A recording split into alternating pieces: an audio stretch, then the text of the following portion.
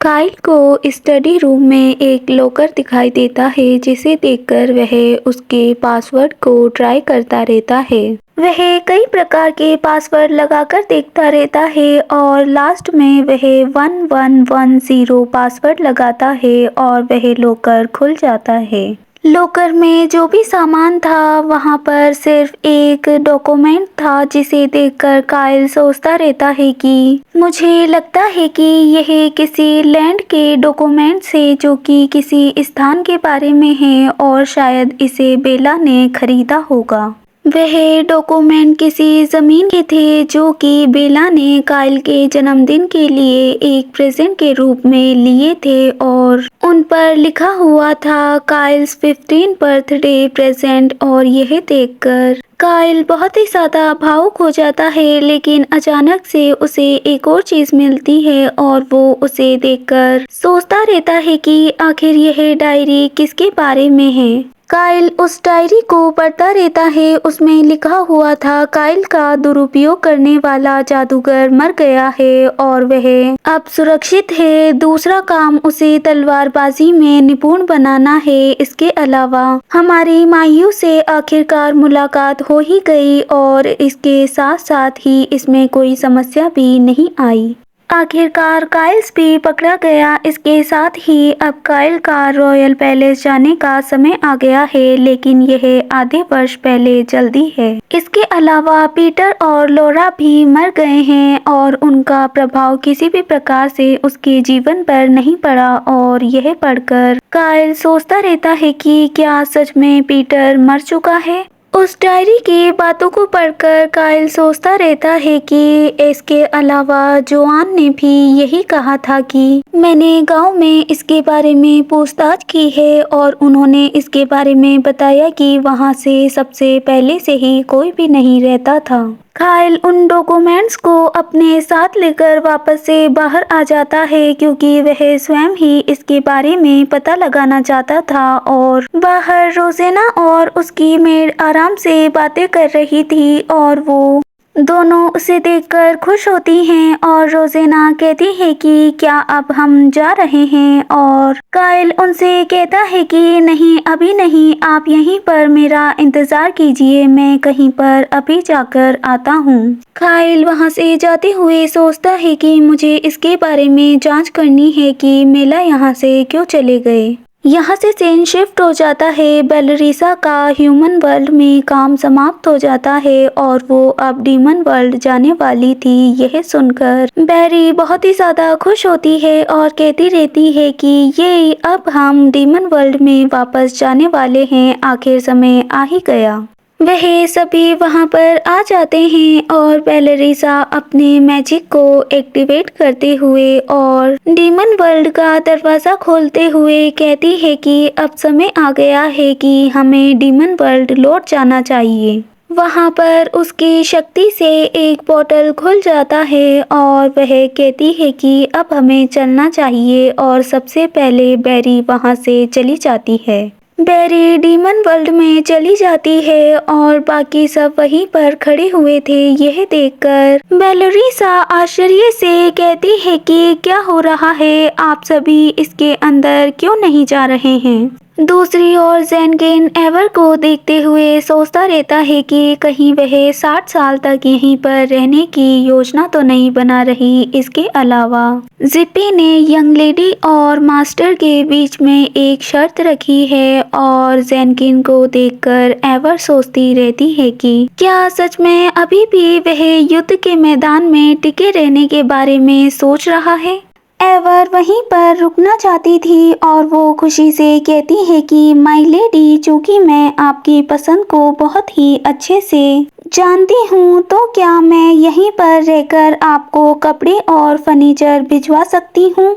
यह सुनकर बेलरीसा खुश होते हुए कहती है कि ओ, यह तो बहुत ही ज़्यादा अच्छी बात है, लेकिन आखिर आप यहाँ पर क्या कर रहे हैं ज़ेनगिन, आप मेरे साथ चलिए, इसमें कोई डरने की ज़रूरत नहीं है, सब ठीक है। जैनकिन हल्का सा घबराते हुए कहता है कि मुझे अभी भी इस बारे में डर लगता है माय लेडी, और इसीलिए मैं यहीं पर रहकर अपनी लेडी के लिए उपयोगी कार्य करना चाहता हूँ, इसीलिए मैं यहीं पर रुकना चाहता हूँ। यह सुनकर बेलरीसा आश्चर्य से कहती है कि जैसे किस प्रकार का उपयोगी कार्य, और जैनकिन कहता रहता है कि जैसे कि आप कभी मनुष्य पर आक्रमण करने जा रही हैं तो हमें यहाँ पर रहकर उनकी रणनीतियों को समझना होगा और यह आगे जाकर उपयोगी होगा। बेलरीसा यह सब सुनकर सोचती रहती है कि क्या उसे अभी भी इस बात पर विश्वास है। मैं तो बस उसे उस समय झूठ बोल रही थी ताकि मैं काइल को बचा सकूं और वो भविष्य में आकर मुझे मार सके, इसीलिए मैं यह सब कर रही थी। क्या मुझे उसे बताना चाहिए? और यदि मैंने ऐसा किया तो वह उसे मारने की कोशिश करेंगे, क्योंकि वह बस यहाँ पर मानव लोक में रहने का और दिखावा करने का नाटक कर रहे थे। बेलरीसा उनसे कहती है कि ठीक है, आप यहाँ पर रुक सकते हैं, लेकिन यह रेडियो अपने साथ रखिए ताकि मैं आपसे संपर्क कर सकूं। इसके अलावा मैं तुम दोनों को एक बात कहना चाहती हूँ कि यदि तुम यहीं पर रहो तो तुम दोनों कभी भी काइल से नहीं मिलोगे। और यह सुनकर वह दोनों स्माइल करते हुए कहते हैं कि बिल्कुल ऐसा कभी भी नहीं होगा, हम उससे नहीं मिलेंगे। बेला सोचती रहती है कि मैं भले ही जैनकिन पर विश्वास कर सकती हूँ, लेकिन एवर का भरोसा नहीं। फिर भी मैं काइल की सुरक्षा के लिए उन्हें एक मैजिकल बैरियर में बांध देती हूँ, जिससे कि वह उसके पास कभी न जा पाए। बेलरीसा उनके ऊपर अपने मैजिक को कैस्ट करते हुए कहती है कि यह मेरा ऑर्डर है कि आप कभी भी काइल के पास न जाएं। यह देखकर वह दोनों ही सरप्राइज हो जाते हैं। जैनकिन सोचता रहता है कि आखिर यह क्या है, उन्होंने हमें बाध्यता की शपथ दिला दी। और एवर सोचती रहती है कि बेचारी प्रिंसेस आखिर वह करना क्या चाहती है। उन दोनों ने नहीं सोचा था कि प्रिंसेस उन्हें बाध्यता की शपथ दिला देगी। जैनकिन गुस्से से कहता रहता है कि एवर आप हमेशा ही परेशानियां खड़ी करती रहती है, इसीलिए प्रिंसेस ने ऐसा किया। और एवर कहती रहती है कि ऐसा इसीलिए है क्योंकि प्रिंसेस अभी भी आप पर विश्वास नहीं करती। वह दोनों इस बात पर झगड़ते ही रहते हैं कि अचानक से जैनबार भी वहां पर आ जाता है। और बेलरीसा उससे कहती है कि जैनबार क्या आप भी नहीं जा रहे हैं? और यह सुनकर जैनबार आश्चर्यचकित होते हुए कहता है कि क्या? बेलरीसा कहती रहती है कि मैं बस यह कह रही हूँ कि क्या आप नहीं जा रहे, क्योंकि मुझे लगता है कि आप मानव और मानव वर्ल्ड से सबसे ज़्यादा नफरत करते हैं, इसीलिए मुझे लगा कि पोर्टल खुलने पर सबसे पहले जाने वाले डीमन आप ही होंगे। यह सुनकर जैनबार शॉक हो जाता है और वो जैनकिन की ओर देखता रहता है। दूसरी ओर जैनकिन भी उससे कुछ कहना चाहता था, लेकिन वह उससे कुछ भी नहीं कह पाता है। और दूसरी ओर जैनबार वहां से जाना भी नहीं चाहता था, और जाना भी चाहता था क्योंकि वापस से जैनकिन से मिलने के बाद में कुछ तो उसमें बदलाव हुआ था। लेकिन जैनबार जैनकिन से बात भी नहीं करना चाहता था, और वो दूसरी ओर पलटते हुए कहता है कि नहीं, ऐसा नहीं है, मैं चल रहा हूँ। बेलरीसा कहती है कि ऐसा है तो फिर जल्दी से चलो, वैसे भी अब मेरे पैर दुखने लगे हैं। और जैनबार अभी भी सोच नहीं पा रहा था कि उसे इस बारे में क्या करना चाहिए। वह कुछ तो कहना चाहता था लेकिन कह नहीं पाता है। और उसे देखकर बेलरीसा चिल्लाते हुए कहती है कि मैंने कहा ना, अब चलो भी, वहां पर खड़े क्या हो। और यह सुनकर जैनबार कहता है कि ठीक है, मैं चल रहा हूँ, मुझ पर चिल्लाओ मत। यह देखकर जैनकिन भी परेशान हो जाता है क्योंकि शायद उसकी वजह से जैनबार को डांट पड़ी होगी। और दूसरी ओर एवर ट्रेवर सब समझते हुए कहती रहती है कि माय लेडी, आप दूसरों की संवेदनशीलताओं को नहीं समझ रही हैं, आपको समझना चाहिए। बेलरिसा जाने के लिए पूरी तरह तैयार थी और वो आसमान की ओर देखते हुए सोचती है कि यह आखिरी बार है जब मैं मानव लोक के आसमान को देख रही हूँ और यह सूर्य अस्त मुझे बहुत ही ज्यादा निराशाजनक लग रहा है। इसके अलावा मैं एक बार यहाँ से जाने से पहले एक बार समंदर को जरूर देखना चाहती थी। देखते ही देखते बेलरिसा अपने मैजिक से वापस से डीमन वर्ल्ड में आ जाती है और उसे अजीब सी सुगंध महसूस होती है और वो सोचती है कि आखिर यह स्मेल कैसी है और अचानक से आंखें खुलते ही वह सरप्राइज हो जाती है। बेरी वहां पर आकर बहुत ही ज्यादा खुश थी और वहां के माहौल को देखकर भी उसे देखकर बहुत ही ज्यादा डर लग रहा था, क्योंकि बेरी बहुत ही ज्यादा डरावनी लग रही थी और वो स्माइल करते हुए कहती है कि माय लेडी, नहीं नहीं माय प्रिंसेस। बेरी का डरावना चेहरा देखकर बेलरिसा भी डर के मारे चिल्लाते हुए गिर जाती है। यह देखकर बेरी कहती है कि प्रिंसेस, क्या आप ठीक हैं? और बेलरिसा कहती है कि हाँ मैं ठीक हूँ, मैं बस हल्का सा यह सब देखकर चौंक गई थी। बेलरिसा सोचती रहती है कि ओ मैं तो बहुत ही ज्यादा डर गई थी। मैंने बेरी का असली रूप अब जाकर इतने सालों में वापस से देखा है। बेरी खुशी से कहती रहती है कि प्रिंसेस, सभी डीमंस ने आपके लिए एक पार्टी रखी है और इसकी तैयारी की है। बेलरिसा खड़ी होते हुए कहती है कि क्या एक पार्टी, और वो सभी लोगों को देखकर सरप्राइज हो जाती है, क्योंकि वहां पर इंसान बर्फ में जमे हुए थे और बहुत ही ज्यादा छोटे छोटे कीड़े भी थे जो कि छोटे डीमंस थे और उन्हें देखकर बेलरिसा चिल्लाते हुए कहती है कि अभी अभी के अभी इन सभी को साफ करो।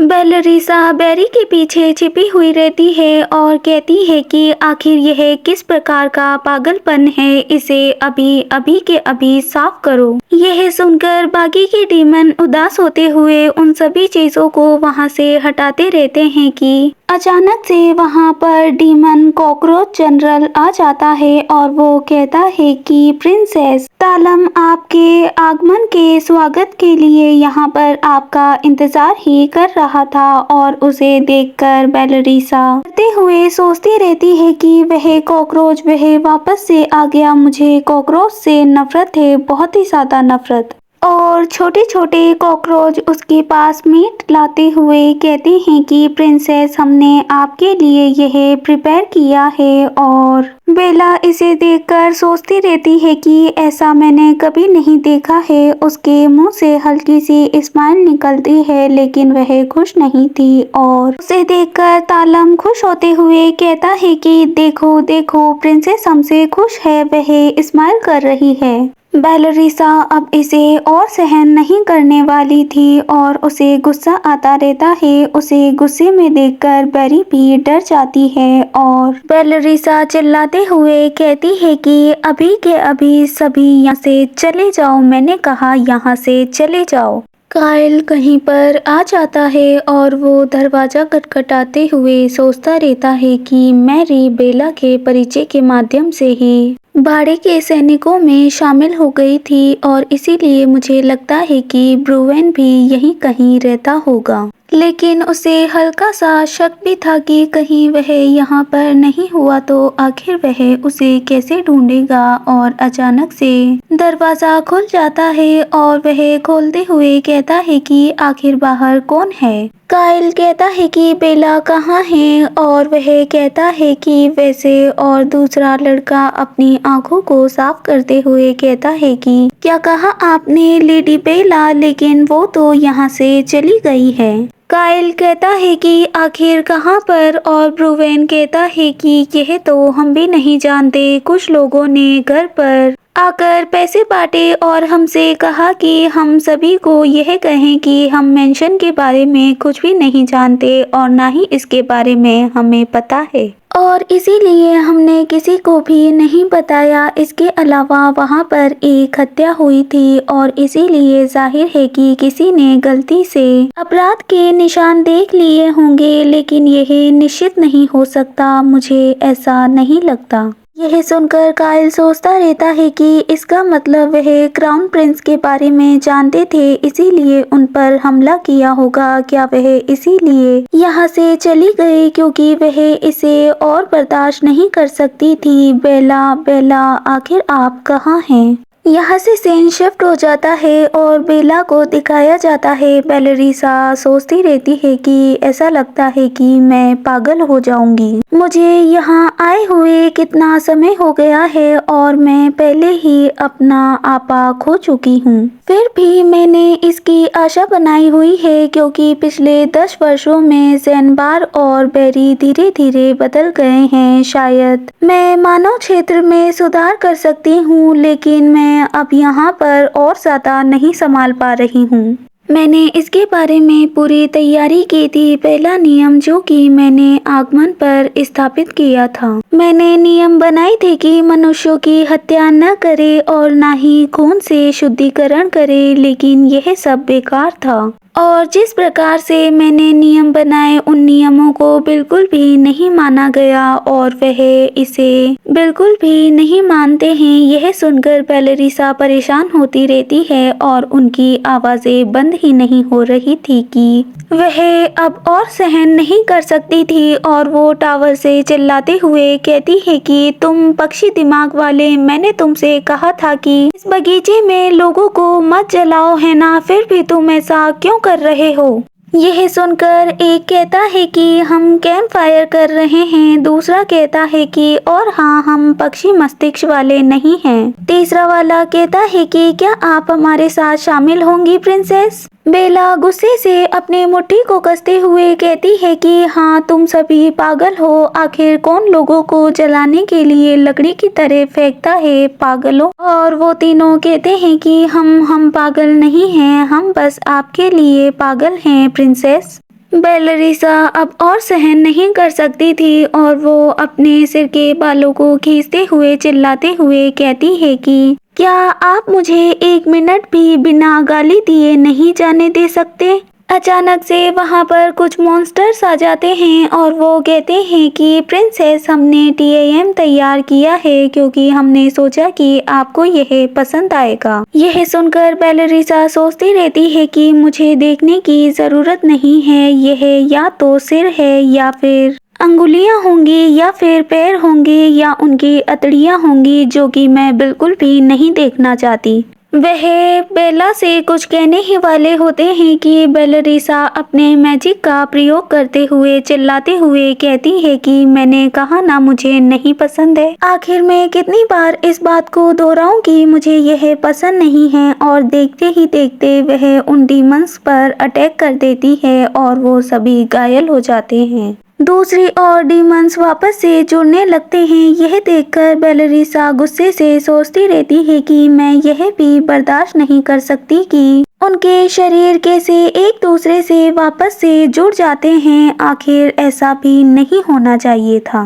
बेलरीसा जाती रहती है और अपने आसपास की चीज़ों को देखकर सोचती है कि भले ही मैं पैलेस को मानव जगत की फर्नीचर से कितना ही सजाऊं, भले ही मैं उसे अच्छे से संभालूं और उनसे अच्छे से बात करूं, लेकिन इन डीमंस के लिए कोई भी आशा नहीं है। वह बिल्कुल भी मेरी बात नहीं सुनते हैं और ना ही वह बदलना चाहते हैं। मुझे तो यह भी नहीं पता है कि आखिर कितना समय बीत गया है। मैं इस तरह से नहीं जी सकती। मैं इन सभी को और ज़्यादा सहन नहीं कर सकती। क्या मुझे अभी इसी वक्त मर जाना चाहिए? बेलरीसा अपने कमरे में आ जाती है और सोचती रहती है कि क्या सच में मुझे मर जाना चाहिए? ऐसा नहीं है कि मुझे मौत से डर नहीं लगता, लेकिन मैं इसके बारे में सोचूं तो मैं एक बार मर चुकी हूँ, है ना? दूसरी बार शायद आसान हो जाएगा। नहीं, मुझे नहीं लगता कि मैं पहले से ही इससे ठीक हूँ। इस तरह जीना शायद मरने से बेहतर होगा।